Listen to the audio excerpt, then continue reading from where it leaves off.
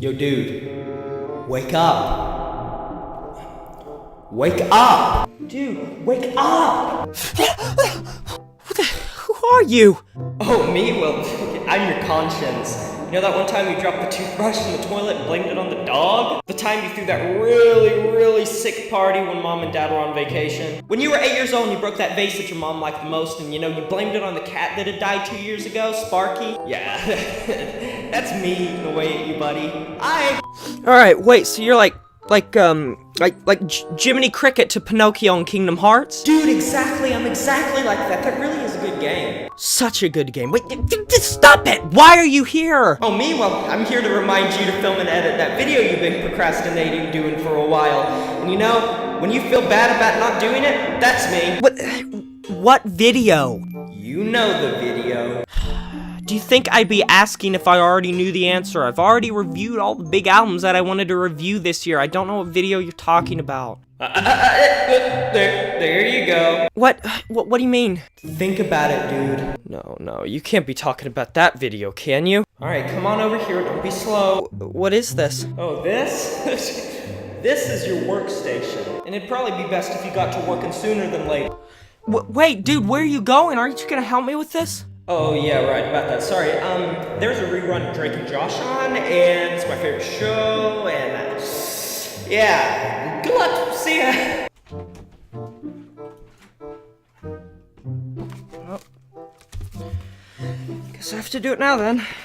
Since someone's not going to help me. Thanks, jerk. I'll show him. Write the best damn album list that he's ever seen in his life.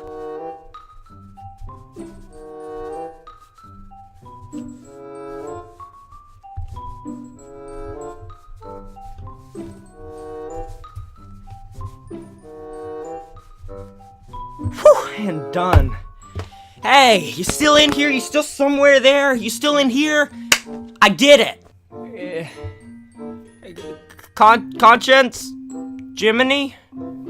Yeah, he's not coming back. You there? Is Drake and Josh almost over? Okay, screw him.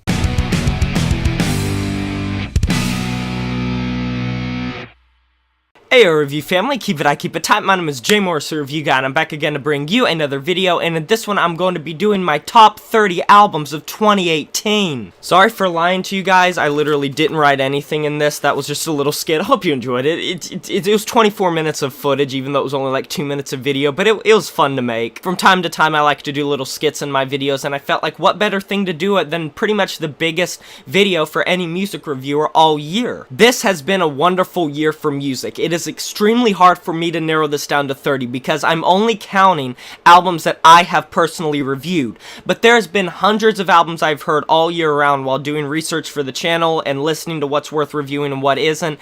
There has been so many albums that I have loved, that I've hated, that I've felt indifferent to, and this has overall just been massively successful for a first year of albums. It's been overwhelming, there's been too much to review, and throughout these 30 albums I just want to say these are my albums, opinions of mine. This doesn't reflect yours. I want to hear your guys' opinions, so post in the comment section below what your favorite albums of the year are, and I will read them. I'm very curious to see what you guys think, and if I haven't heard them, I'll definitely check them out, all that good stuff. And some of the albums that I thought were really good this year that aren't on this list, I might do in a Throwback Tuesday.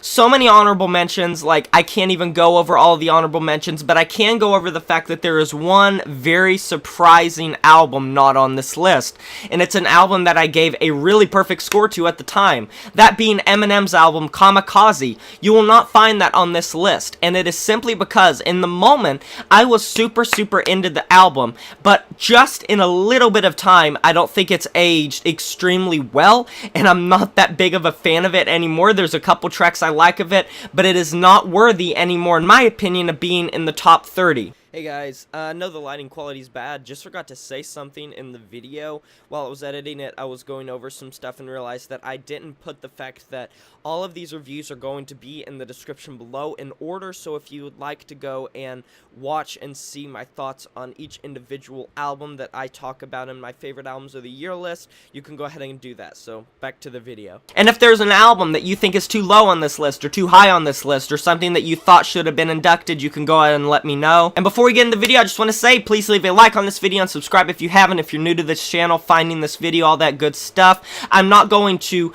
just not review anything else for the rest of December. There'll probably still be some albums that I do review and that I may even like in December. But when you get closer and closer to the holiday season, it's going to be more and more difficult to find releases that are just mind-blowing near the holiday season that are released, so I'm going ahead and making this now.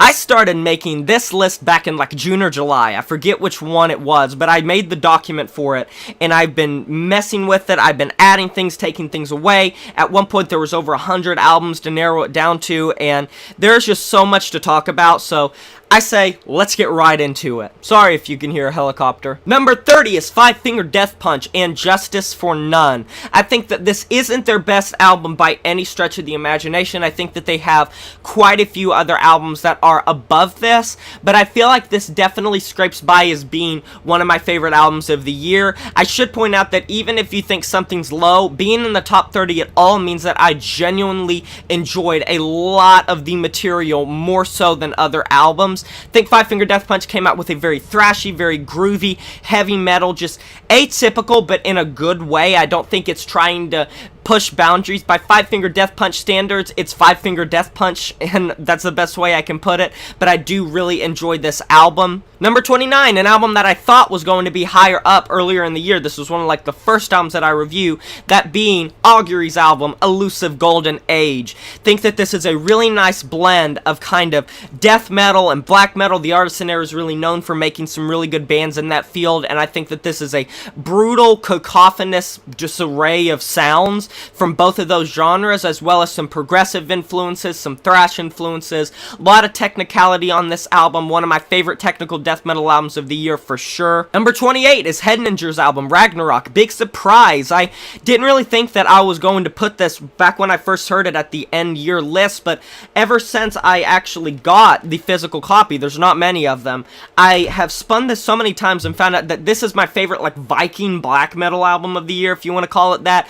Really adore this album and what it does. I think that Hedninger, for being a one-man project from Tennessee, I think that it has a lot of pounding kind of epic Norse mythology type of mythological sounds coming forward, and I think that it works really well, and like I said, it's definitely my favorite like Viking black metal album of the year. Number 27, Judas Priest with Firepower. A lot of people are calling this one of the best albums of the decade, and I can definitely see that. It really re-incentivized Judas Priest as one of the main just staples of heavy metal, and it shows that even this far into their career, similar to what they did with Painkiller, they really can display a really nice force. This is a tour de force. This is an amazing album. This is one of my favorite just plain heavy metal albums of the year, and I actually think it might be. I think this is my favorite like regular heavy metal album, and the vocals, the instrumentation, it really shows that Judas Priest is still at the top of their game and still churning out some amazing music. Number 26 is going to be Poem with Unique.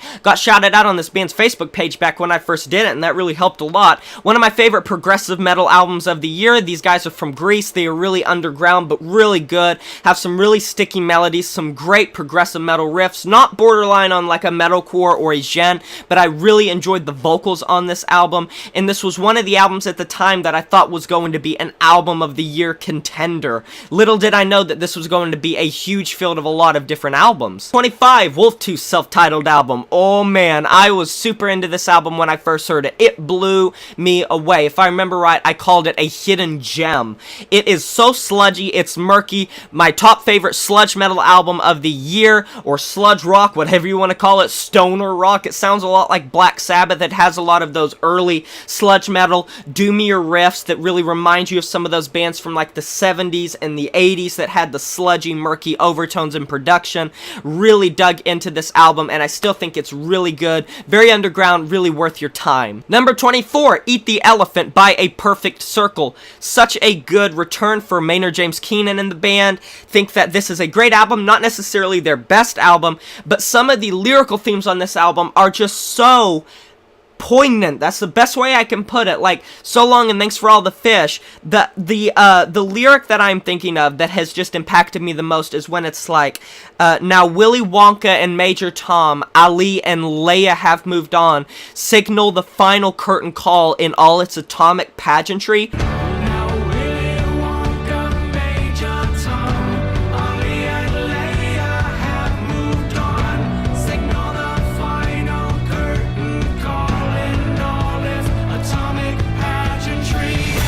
I believe that's the lyric. My God, that just hit me in the feels when I first heard that. Like, that was super emotional. Really love Buying Down the River, the remake of Buying Down the River. So many great tracks on this album. I'm so excited for a new Tool album. Hopefully we're going to be getting that in 2019 or 2020 or 2085, judging by how slow they work. But either way, it doesn't matter because this is a fantastic album. Came out earlier in the year, really enjoyed it. I don't think they could have done a comeback in a better way. Next up, number 23, Father John Misty with God's Favorite Customer. I don't think that anyone can really do such things like Josh Tillman does. I think that he is such an abstract mind, with his lyrical themes being very abstract, very here and there, kind of in the middle, strange, very weird songwriting, really just groovy, jazzy, bassy type songs with some soft rock instrumentals, some folk rock instrumentals, and really just a powerful voice that conveys not only a lot of depth and dimension, but both ambiguity and emotion and mystery to it. Very strange, mysterious vocal things that make it hard to discern what the songs are trying to necessarily do, but I think that plays into it. And is this as good as his album Pure Comedy? Not necessarily, but it's still a very good album. And I remember when I first heard this, I listened to it 2 times straight in a row in preparation for the review, and I loved the heck out of this album. Number 22, XXXTentacion with Question Mark. With the recent release of Skins, which was a blot on X's career, and not by his standards, but by the studio and the companies that chose to abuse his name for more streams and more plays and more albums and all that good stuff in their eyes, I guess. Question Mark really was a great album. It was really showing that X was going into a direction that was very interesting. It had more melodies, it had more singing, it had less just kind of bass boosted musical kind of passages from rap music like songs like Look at Me. It was less bass boosted, but it still had those. Had some very interesting lyrical themes. X was maturing as an artist, and considering he was so young and he was coming out of this period of just issues, and obviously he had issues until the end, but I genuinely think he was starting to clean himself up. And I know the controversy around him was really bad. I know the whole abuse thing. I know the whole things, everything that has to do with X was bad in terms of when you dig deep, but I genuinely think he could have come out of that alive and better as a person. But still, if we're talking straight up musical, I really enjoyed Question Mark. I thought it was a very good album. Songs like Changes, songs like Sad. I mean, I just love these tracks so much. Love them to death. Go back to them regularly. Changes, one of the best piano ballads of the year. Number 21, Sophie with Oil of Every Pearl's Unsides. This album made my favorite song of the year.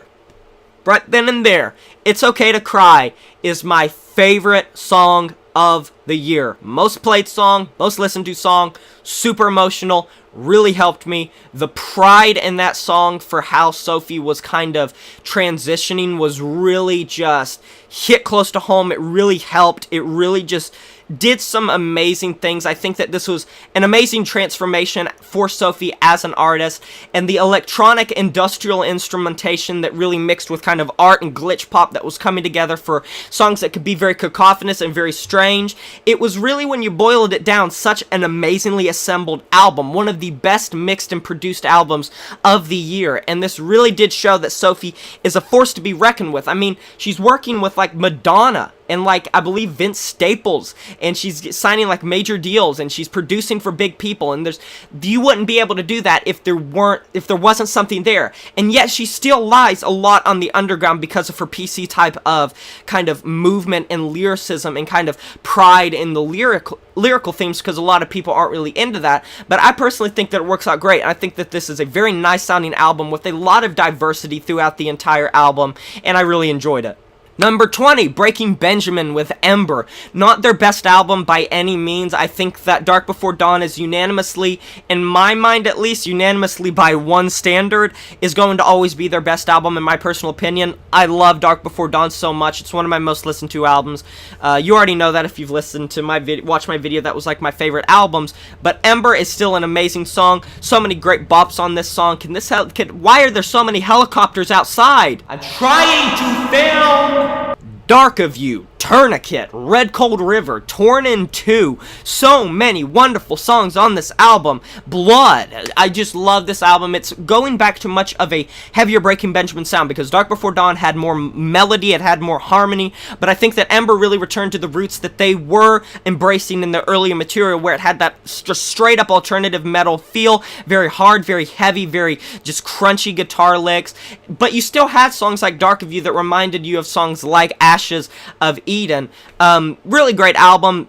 It definitely deserves this spot. Moving into 19 through 10, these are albums that I really enjoyed, especially 19 through 10 and 10 to 1 obviously are going to be my most favorite albums of the year. I adore all these albums so much. Number 19, Ski Mask the Slump God with Stokely. This album's hilarious. His flows and the production work in tandem to create such an amazing experience. It's not too long, it's not too short. For this being a debut album, I think this is really going to put Ski Mask on the map, and he's gaining some critical acclaim, garnering a lot of attention from the mainstream for this album. And obviously there are detractors, but this is music. This is this is criticism for music. Art in general is something that everyone's going to critique, because it's obviously a subjective thing. There's no such thing as saying objective. But I really enjoyed this album. I can only speak for myself. Number 18, Travis Scott with Astroworld. This is full of bangers! Great beat choices, a lot of diversity, some really nice vocal features, and while some of the vocal features aren't really up there with some of the really great ones of the album, I think that Travis makes up for it with some great flow, some great lyrical themes. It's a fairly long album, but there's a reason that it just topped the Billboard 200 again. I don't know if anyone knows this, but it just topped the Billboard 200 again at number 1, and this is like months after its release. It topped it for like 3 months, I mean 3 weeks, I believe, 2 or 3 weeks when it first released, and now it's back there, but it just got taken down, obviously, I believe, by Meek Mill, which I might review that album.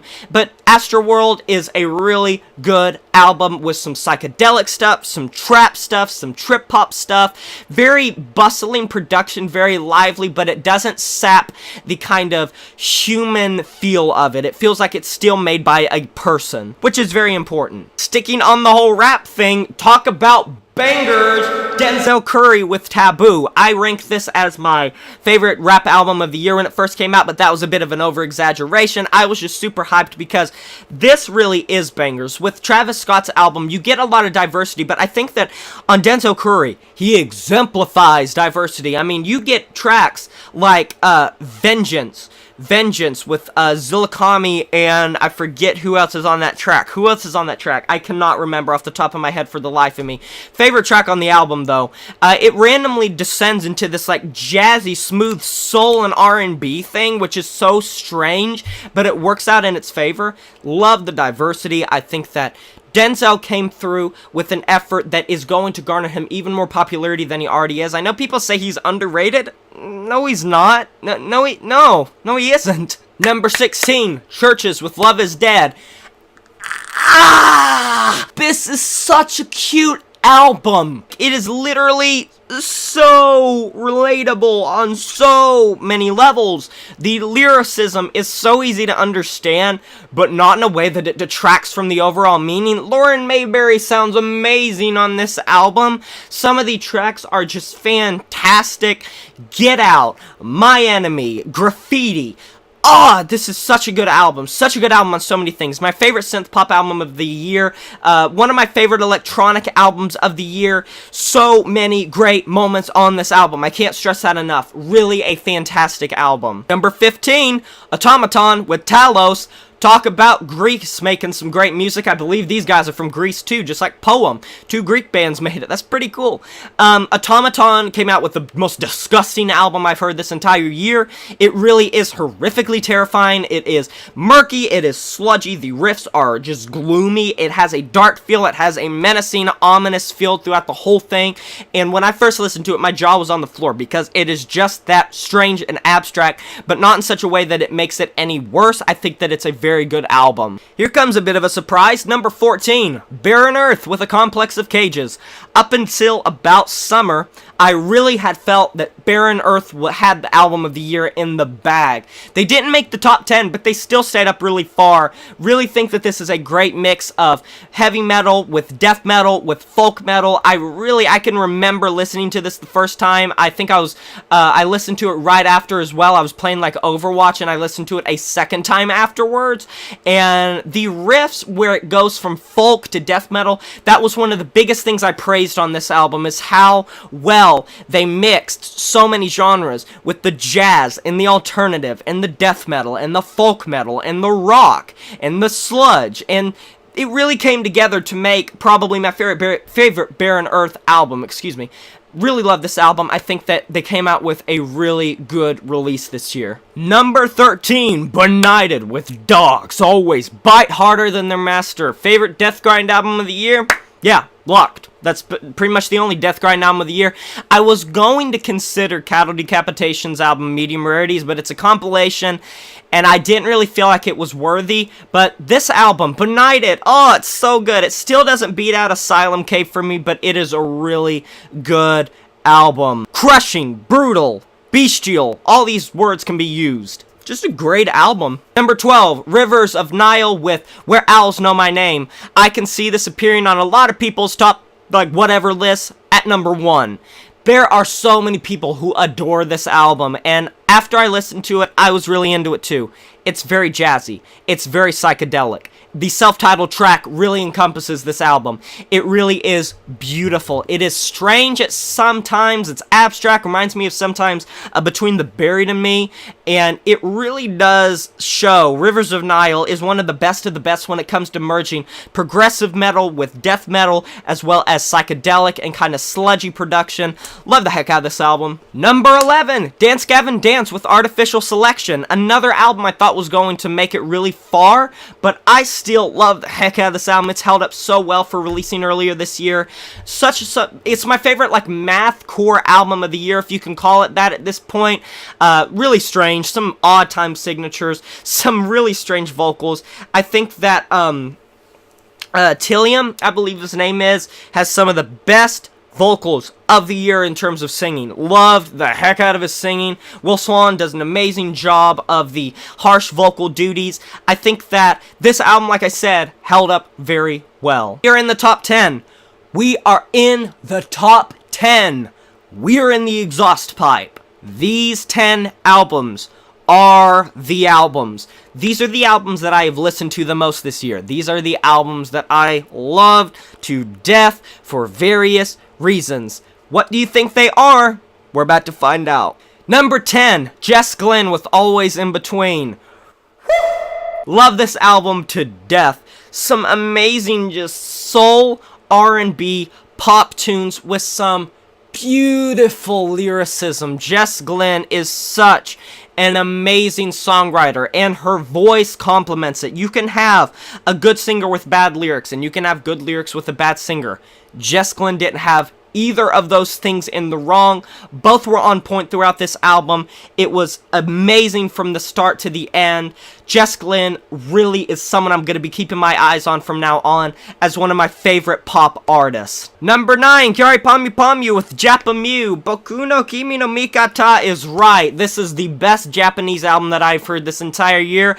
Call me a weeb. I love this album from head to toe. It is adorable, it is cute, it has some of the most bubbly, glistening production of a pop album, and it works out in his favor. That is something I'm very picky about. But Kyary Palm You sounds like a chipmunk in the best way possible. She has such a distinct sound, and I love it on this album. So many hits, so many bops, so many just amazing pop tunes that if you listen to, you're just gonna be happy. It's not something you gotta think that much about, even if you dig into the lyrics. It's just a beautiful album. Hey, ready to go into some more Asian culture? We're going over to South Korea with the first K-pop album that I loved so much this year in the top 10, Momoland with Great. Yeah, it's an EP. But this album is one of the most beautiful albums that I have heard this entire year. For having 4 tracks, this got on my top 10. That says something. All of these tracks really show the best in all of the artists in this band. All of them feel a little bit differently, and it shows why K-pop is so widely consumed right now. And I hope Momoland gets even more popularity. I know that they are getting more popularity with songs like Bam recently, and when they released this album, they had Boom Boom.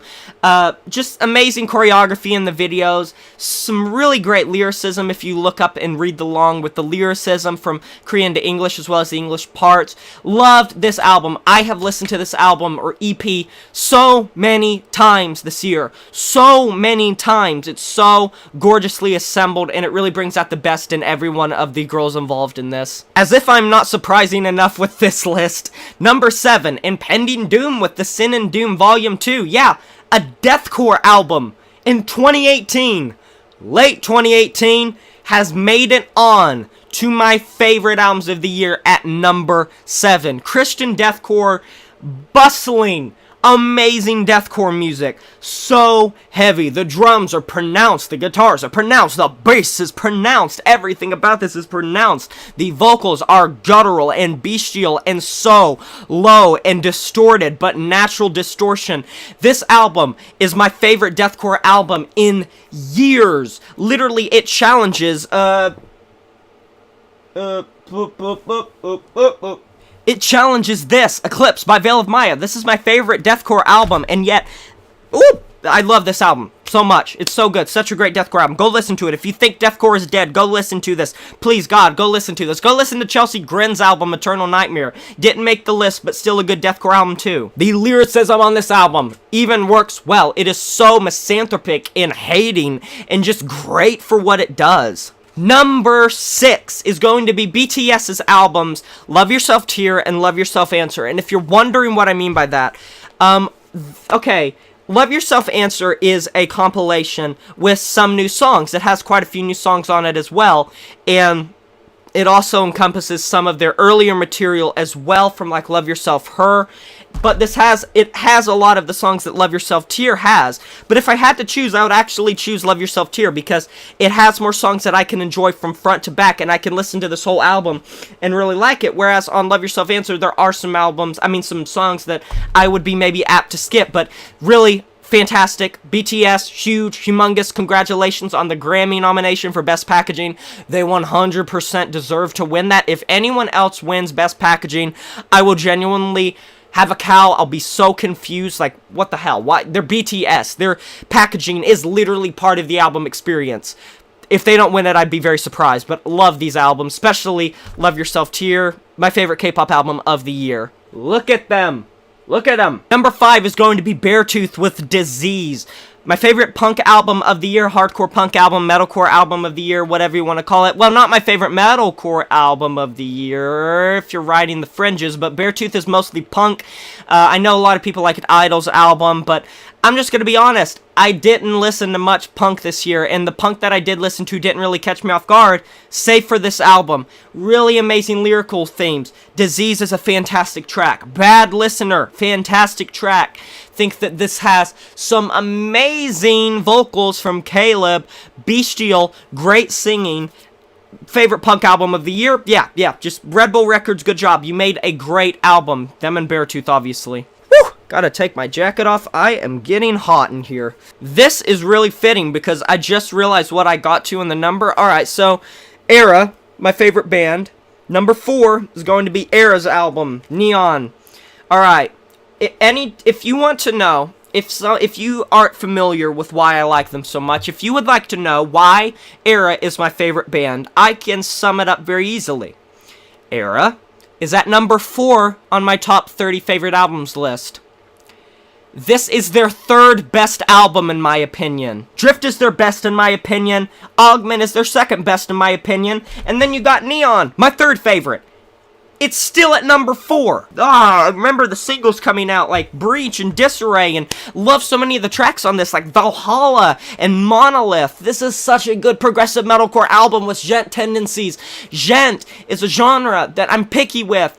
I like certain bands. This signifies why I love Era so much. They are such a good band. I adore Era. Ooh, oh, oh, stay strong, strong, strong. I feel free. I can still feel the love. I can still feel the love. I'm moving forward. Keep moving forward. Keep moving forward. You guys want to know how dedicated I am? My battery's running out, and I plugged it in, and I'm still filming. Number 3 is going to be Kids See Ghost, self-titled album. Kid Cudi, Kanye West came through with such a short album that has just caused so much magnitude sweeping. Yeah, it truly is amazing. Sorry about the lighting, it's probably insufficient here, but man, this album, I have listened to it so many times because it's so quick and it feels like one song even though it's in chapters, and the lyrical themes are so beautiful. There's some fantastic, beautifully assembled lyrical themes on this entire album.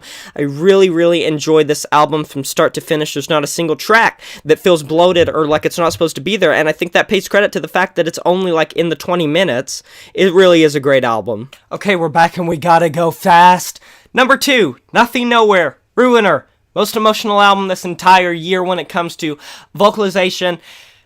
Nothing Nowhere deserves so much more popularity. Fueled by Ramen is a great label for him. I'm so happy he's on there. I just wish more people listened to him. I feel like more people are starting to listen to him. This is the album I connected to the most beautiful album. Love this album from start to finish. This has so many songs that I adore on it. My old intro used to be Ruiner, the self-titled track by Nothing Nowhere off this album.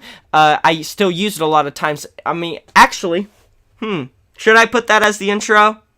That's what I'm gonna... No, I'm gonna do it as... Never mind. Let's just move on. This is a really good album.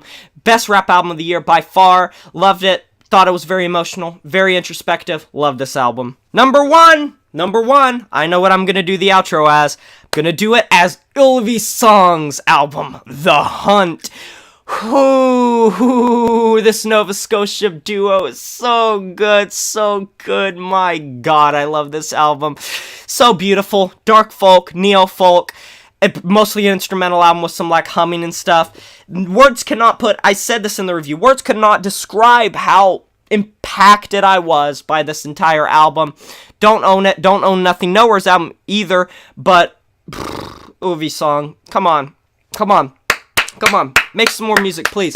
Please, God, I'll give you Album of the Year next year too if you do, I swear. I'm joking, it'll have to be good. But when I stumbled upon this album, I was looking for folk albums. I stumbled upon it, would have never been none the wiser. That pains me. That my number 1 album of the year could have completely flew under the radar. God, this album's amazing. It's so good, so amazing. I love it, and love it. I highly suggest going and checking it out, please. This video really was a massive undertaking, and I am so glad I was able to make it. So glad I've had a wonderful year reviewing albums, and this isn't, obviously I'm going to probably review some more albums before the year's over with, and Throwback Tuesday's still on every Tuesday, all that good stuff, 30 Facts About. I just hope that 2019 goes as well as 2018 did in terms of, like, music. This was an amazing year. What were your favorite albums? Wow, why is it so hot in here? I just looked it up. It's 39 degrees. What?